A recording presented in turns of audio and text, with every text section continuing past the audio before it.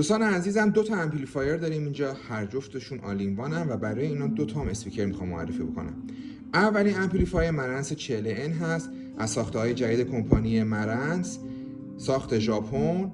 انواع اقسام ورودی‌های مختلف رو داره، وای فای، بلوتوث، قابلیت استفاده از هارد، اپلیکیشن روی گوشی.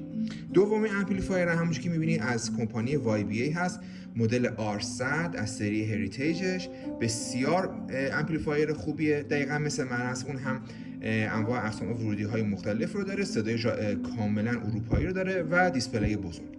برای این دوتا امپلیفایر من دو تا اسپیکر هم خدمتتون معرفی میکنم. اول داری اوبرون 9 هست، دو تا ووفر 9 اینچی داره، باکس بسیار بزرگی داره. دوستانی که علاقه‌مند هستن به بلندگوهای بزرگ و قدرتمند، قطعا این اسپیکری هستش که کاملا میتونه نظرشون رو جلب بکنه.